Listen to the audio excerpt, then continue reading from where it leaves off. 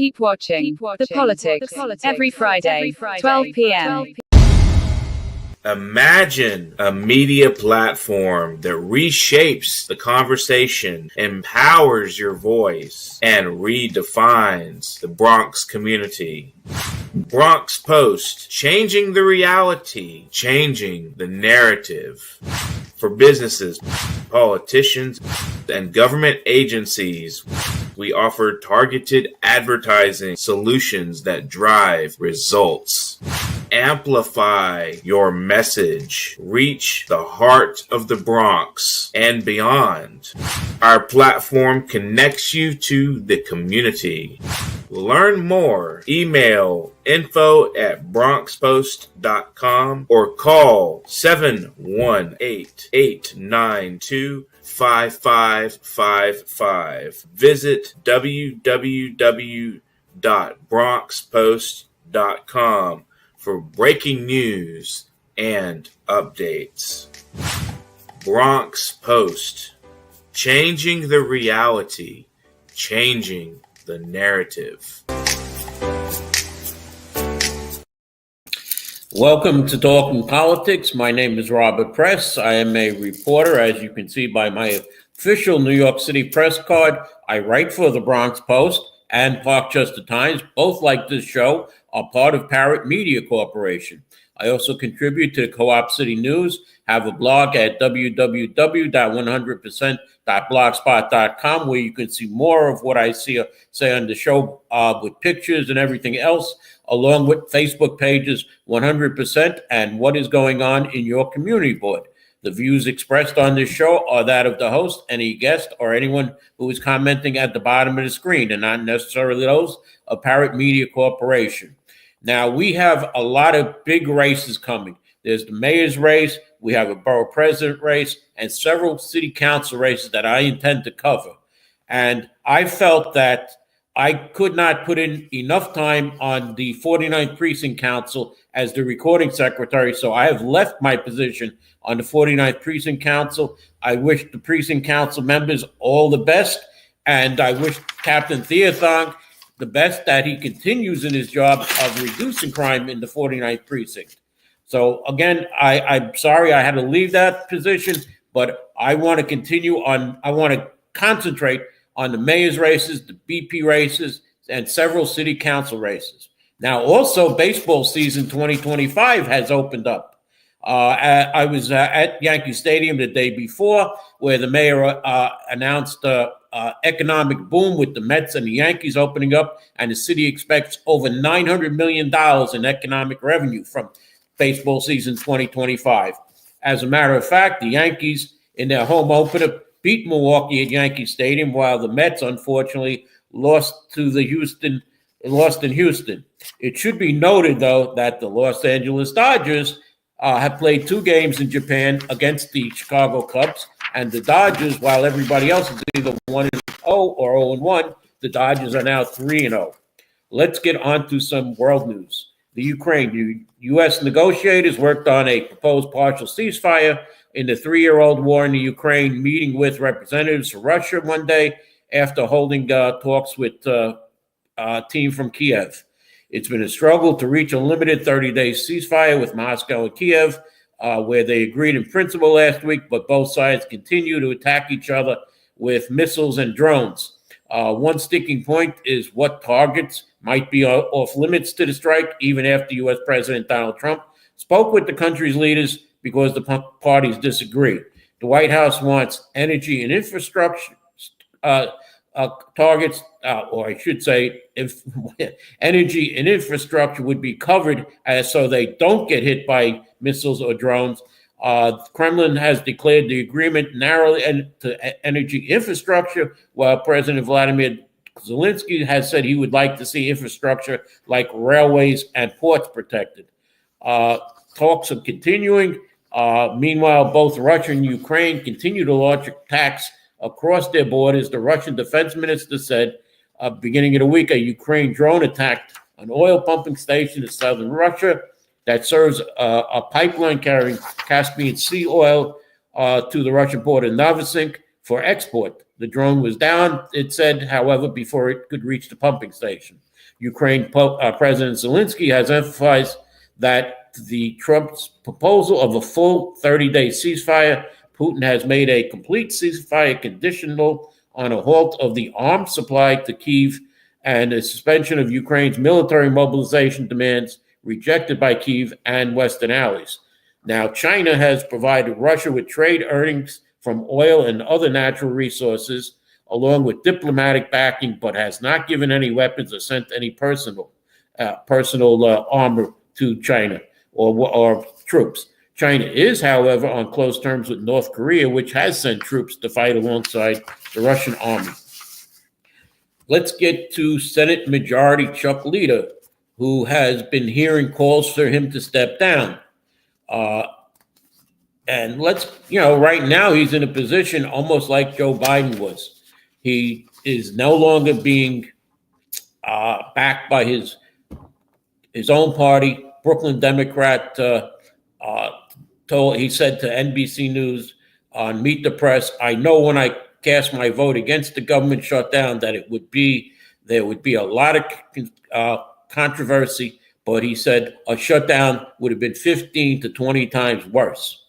I did this of conviction," he said, of the March 14th vote to help Republicans pass their stopgap funding bill to keep the government open. Some people voted one way, some people voted the other, but we all agreed to respect each other.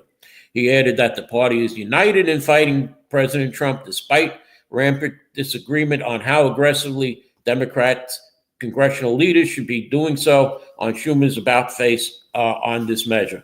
Left-leaning groups like Indivisible and Our Revolution voted to urge that he resign from their leadership. Republican Glenn Ivey and Delia Ramirez have said he should step down.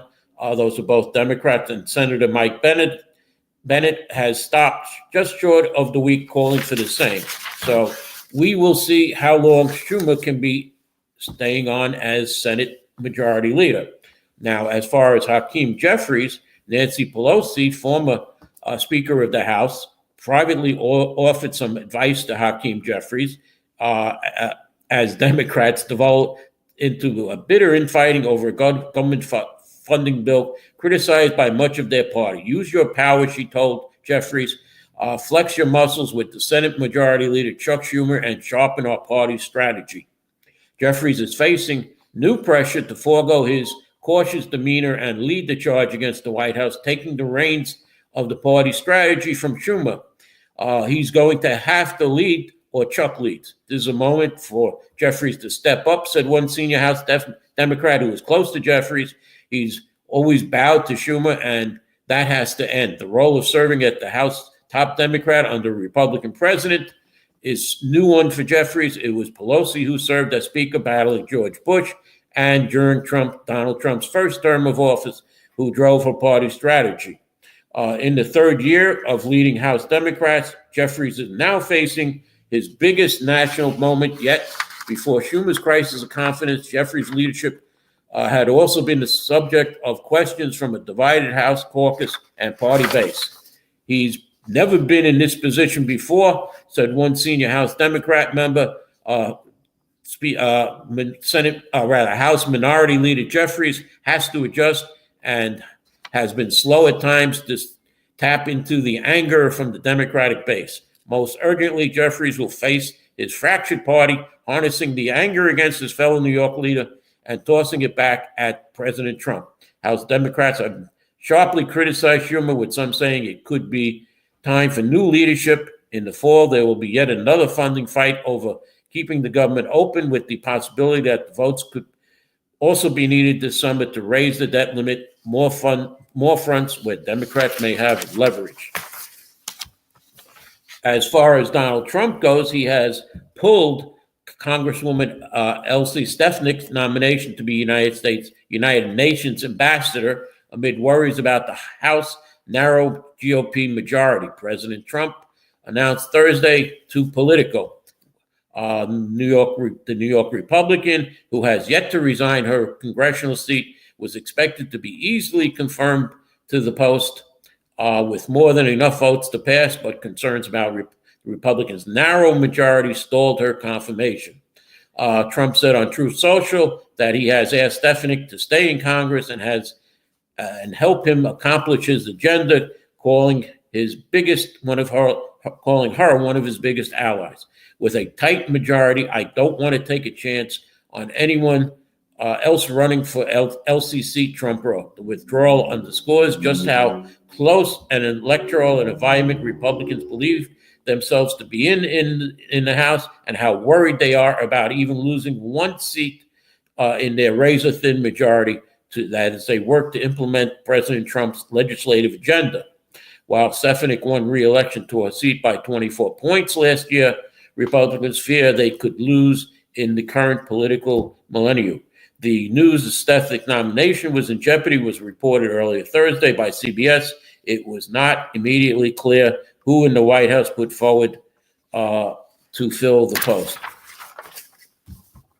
As far as federal cuts, addiction recovery services providers were left in a lurch on Tuesday here in New York after two state agencies informed them that the federal government had terminated grant funding meant to last through September. Now they're asking the state to include funding for this in the state budget that will fill the gap as New Yorkers suffer one of what will likely be many potential cuts in federal funding in the future. State officials at the Office of Mental Health and Office of Addiction Support Services, known as OASIS, have access to pots of money from the federal government to help respond to the COVID-19 pandemic. However, those revenue streams were approved as a part of the COVID Response and Relief Act of 2020 and the American Rescue Plan of 2021, which was supposed to be extended, as I said, till September of 2025, which the Biden administration approved. However, the Trump administration has said that $129 million from the Mental Health Office of Mental Health and $198 million from OASIS has been cut. Addiction services working with OASIS and the Office of Mental Health are expected to rely on the federal dollars for several months, but they will have to ask the state to pick up the situation. Governor Kathy Hochul said in a statement, the federal government has cut a total of $300 million to the two agencies and the State Department of Health. She condemned the move, but gave no indication that she would support the backfilling with grant money from the state. And we will have a probable late budget this year. Late budget looms. There is increasing confidence in the Capitol that lawmakers will not wind up passing a budget on time, which is April 1st. I see Mr. AJ. Mr. AJ, I'm going to stop here for a moment and comment to Mr. AJ here. You were supposed to be at the Community Board 11 meeting last night. What happened, AJ?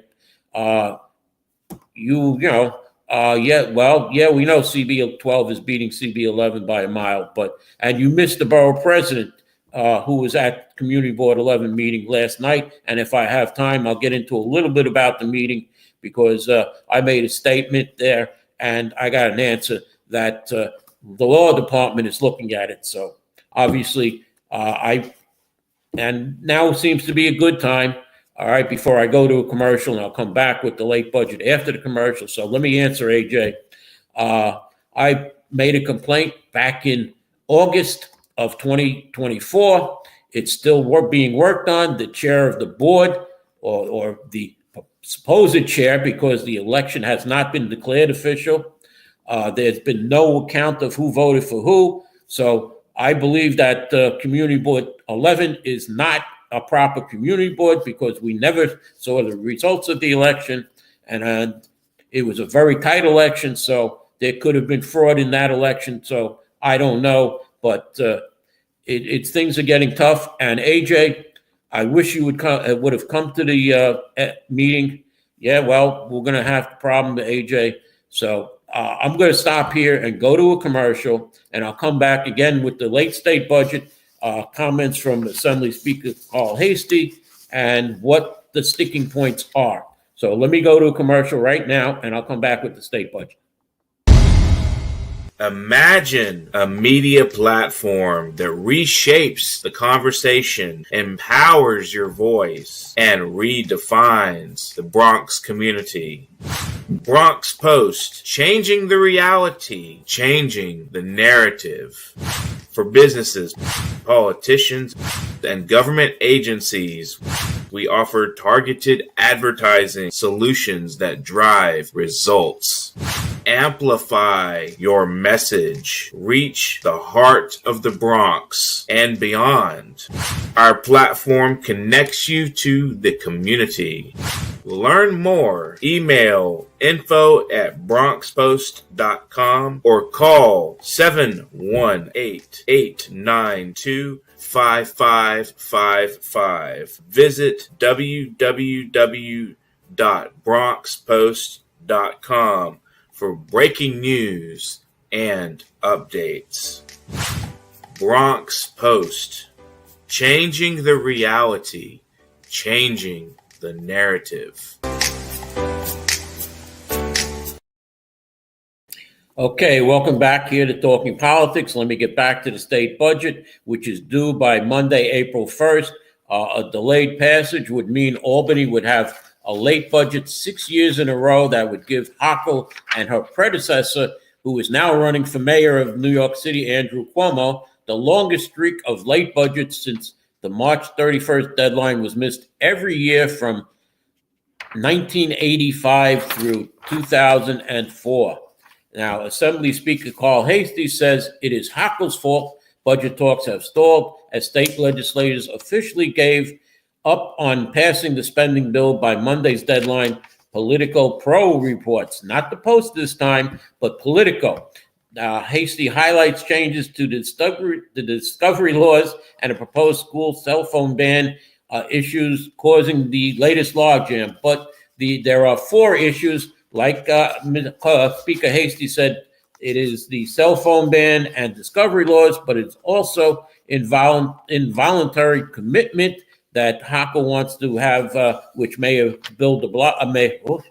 Eric Adams is also in favor of involuntary commitment to a psychiatric facility of people who are on our streets, who are some homeless and some in the subways. And there's also the problem of the mask ban that is coming up. As far as the MTA funding that the state has to come up with, Assembly Speaker Carl Hastie said the federal government's adversarial stance towards New York is creating the need for a new approach to funding for the MTA. Normally, the state would backfill funds for the plan, but he says meddling from the Trump administration mean they need a funding mechanism securely in place before following through on a capital plan. Governor Hochul, Senate Majority Leader Cousins, and Hastie sent a letter to the federal government asking for an increase in federal funding amid tensions over congestion pricing and subway crime. Hastie told reporters on Tuesday that it was unfair that New York receives just 17% of the nation's mass transit funding, while the state is home to 43% of the country's mass transit.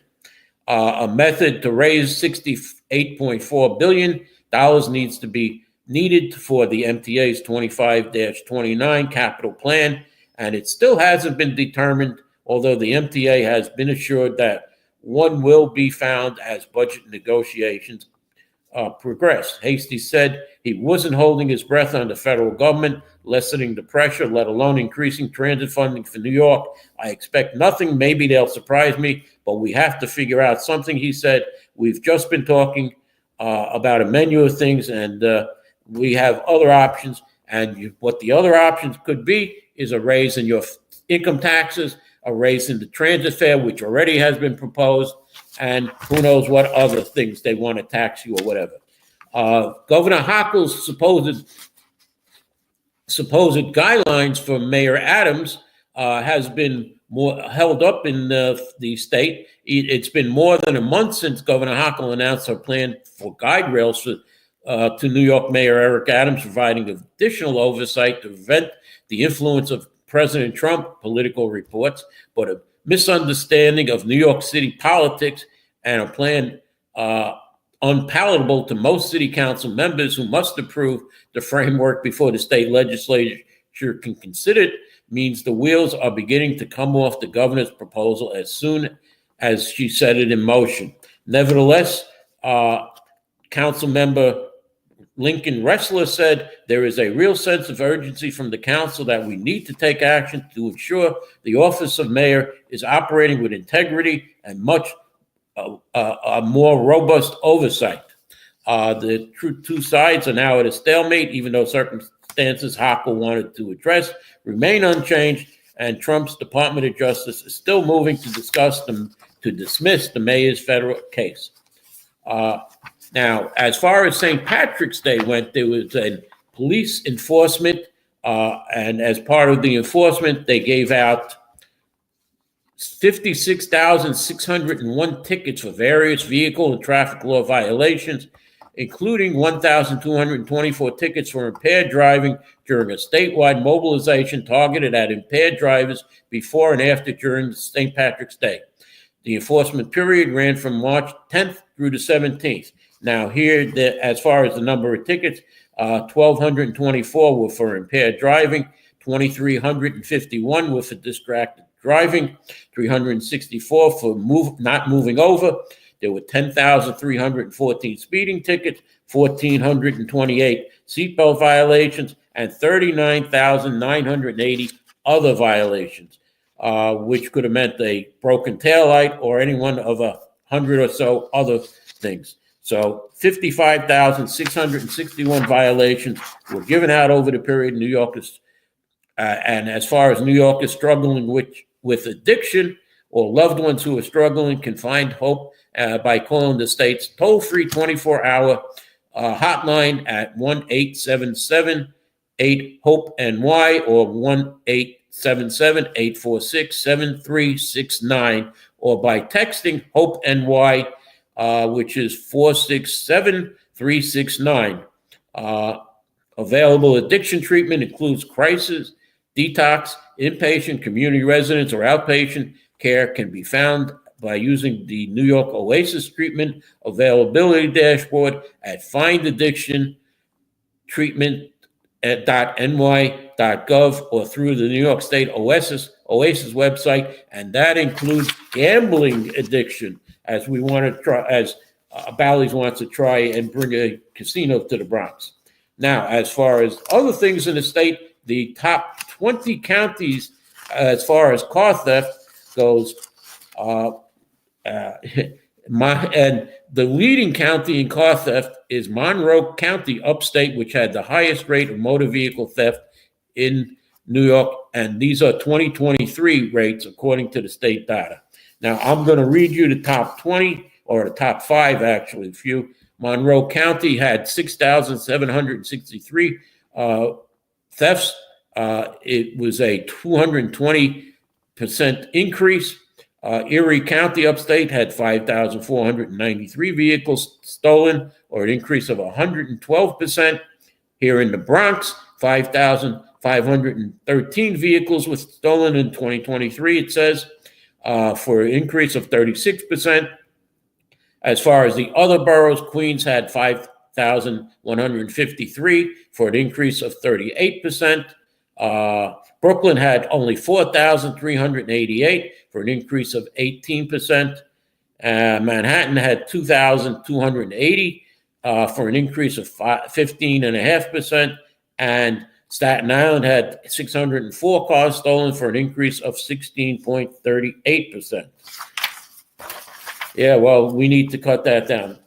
Next item is cannabis lounges. There is a bill, or I should say, owners of cannabis stores in New York are griping that they're unable to open pot lounges where customers can consume weed on site because officials at the state level are dragging their feet to draft the needed rules. The Marijuana Regulation and Taxation Act of 2021 legalized marijuana while also allowing the licensing of consumption sites where customers can smoke their doobies akin to a cigar bar and eat edibles or consume cannabis-infused beverages. 4 years later, pot shop owners still can't apply for a license to open a lounge because the Office of Cannabis Management has yet to put regulations in place. A company, Herbal, is set up. It opened its flagship pot store in Midtown Manhattan in a 5-story building leased at 519 Madison Avenue, the first cannabis dispensary on the fashionable street. Designs for the sleek pot lounge to open in the store's upper floors and rooftop could be a hit with white-collar executive and fashionistas who work at nearby firms such as Morgan Stanley, the Jefferies Group, and Evercore Partners. Now, it seems that a location at 372 East Fordham Road in the Bronx, which was an old McDonald's, has now up there on the top, Herbal Cannabis on there. And one thing I have to question, if you're going to have on-site cannabis, eating or smoking, much like a bar, how are you going to tell if a consumer or a customer is intoxicated? All right. I asked State Senator Gustavo Rivera about when police stop cars for possible cannabis intoxication, what is the testing that the police have? And Senator Rivera said, we don't have one. So how are you going to find out if a person is overtoxic on pot when they leave a pot shop? This is very dangerous, and it's something, I don't know, maybe, they'll finally wind up banning pot, but then again, it's bringing in millions and millions of dollars for the state to spend. Okay, let's get on to the mayor's race.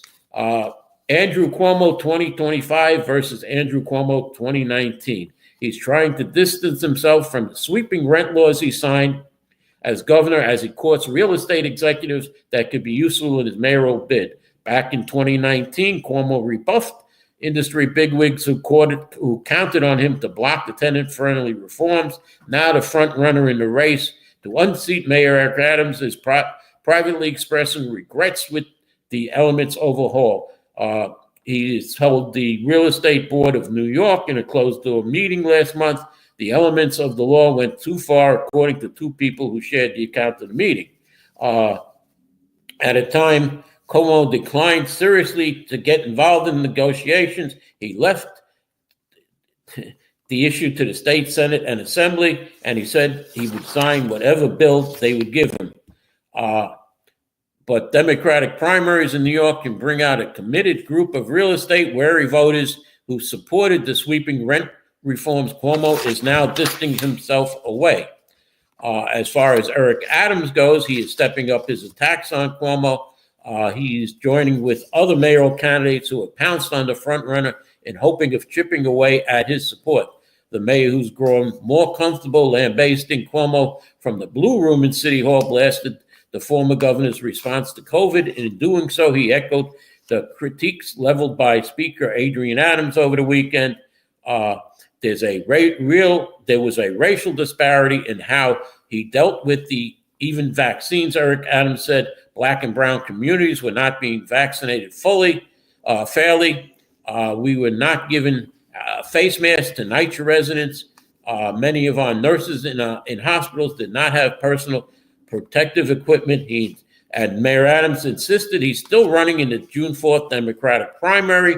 He also piled criticism over Cuomo's edict instructing nursing homes to admit residents who had tested positive for COVID. Cuomo's team disputed Adams' comments and said that Adams is in a quid pro quo between him and President Donald Trump, which the mayor has denied. It seems that in Queens, 8 Queens leaders have joined together to endorse former Governor Andrew Cuomo for mayor, but one of them, Leroy Cromley, state senator, said, I told him from the beginning I wasn't voting for him, despite issuing a press release announcing the block support for the ex-governor Saturday morning. Just look at the history of what he did with us Democratic senators with COVID, to veterans, closing Creedmoor Psychiatric Center, and putting more homeless on the street. There's a litany of things that he's done that have not been helpful to working people. The group was made up of State Senator James Sanders, Assembly members Clyde Vannell, Alicia Heidemann, Lorinda Hooks, and Khalil Anderson, and council members Elvita Brooks Powers and Natasha Williams. Congressman Greg Meeks, the Queens Democratic leader who backed Adrienne Adams to become the top city council leader, was not included in the endorsement, and Anderson and Williams have also refuted that they're backing Cuomo. Anderson called the coalition process collaborative, democratic, and thoroughly consultative, yet he released his own personal endorsement slate, and Cuomo was left off it entirely. The slate came up with three names that they were endorsing. First, Andrew Cuomo; second, Adrienne Adams; and third, State Senator Zelnor Myrie. The city's ranked choice voting allows for people to choose up to 5 candidates in order. In a future show, I'll talk a little more about the ranked choice voting. I do want to get to that Queens Assembly member Lenita Hooks has introduced parkland alienation legislation that would clear a major hurdle for Mets owner Steve Cohen in his quest to build a casino next to Citi Field. Now, as far as the Bronx Valley's proposal, no parkland alienation legislation has been introduced. Let me just get into the Rikers Island dashboard. There was 6,837 individuals in Rikers Island as of March 1st, 2025, 26 more than the previous month. There were 53 assaults on officers and 15 slashings, 542 fights, and 1,691 incidents involving the use of force occurred in the first quarter of 2025. And at least 4 people have died so far in Rikers. This report does not include medical appointments scheduled and missed, nor the amount of people with mental health problems that was on these reports in the past. It was said in the past up to 20% of people in Rikers had mental health problems. Finally, I want to get to a city of yes. There is a perfect example of what Mayor Adams is trying to do is at 694 East 142nd Street in Mott Haven, the Bronx, where there's a 3-story building. It is going to be demolished for an 8-story building that will have 236 residents with sleeping facilities for Group 3A and 3B. So this is going to probably have to go under the state Padovan law. It looks like it's going to be a residence. Now, this, like I said, this is a perfect example of the city of yes tearing down a 3-story building to build a larger story. And I'm going to end with a city of yes lawsuit.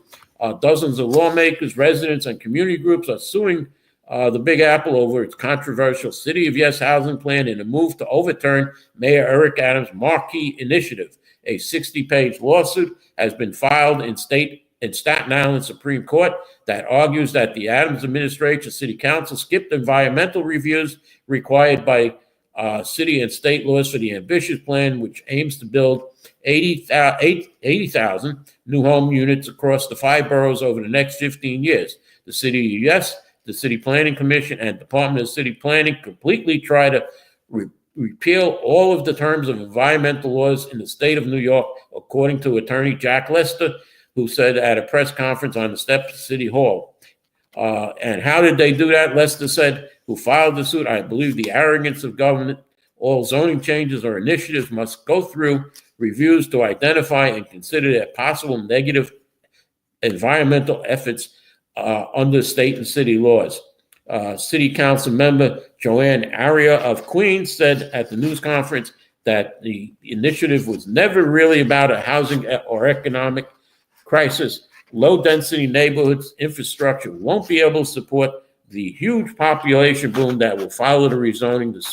The suit said it was all about clearing the decks for big developers to come to our communities and deceive us into making us think it would not have a negative impact on our communities. Aurelia said the lawsuit filed makes it clear that not only did the city lie to us, but it also broke the law in the process. The changes were approved by the council in December on a 31-30-20 vote after lengthy negotiations, which led to a partially scaled back plan. A City Hall spokesman responded to the suit, calling the program the most pro-housing zoning proposal in New York City history and game-changing work. When it comes to housing, there will always be those who say, not in my backyard, but we stand by the city through a transparent review process and will address the lawsuit when it is received, the spokesman said. City Council Speaker Adrian Adams refused to give a comment to reporters and referred them to the law department. That seems to be a common practice among city officials. We'll refer you to the law department. And I'm going to close on that. Unfortunately, I'm out of time, so I'll have to comment on Community Board 11 next week, and possibly if Borough President Gibson is going to hear my case, which went through Community Board 11's Ethics Committee. They came up with no answer. And there is a medical marijuana dispensary in the Bronx, Kevin. It's on Soundview Avenue in an old topless bar, believe it or not. So I'm going to end it there and say thank you, Kevin, for the comment. Thank you, AJ. And thank you for watching. I'll see you next week. Thank you. Imagine a media platform that reshapes the conversation, empowers your voice, and redefines the Bronx community. Bronx Post, changing the reality, changing the narrative. For businesses, politicians, and government agencies, we offer targeted advertising solutions that drive results. Amplify your message. Reach the heart of the Bronx and beyond.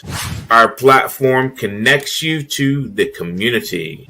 Learn more. Email info@bronxpost.com or call 718-892-5555. Visit www.bronxpost.com for breaking news and updates. Bronx Post, changing the reality, changing the narrative.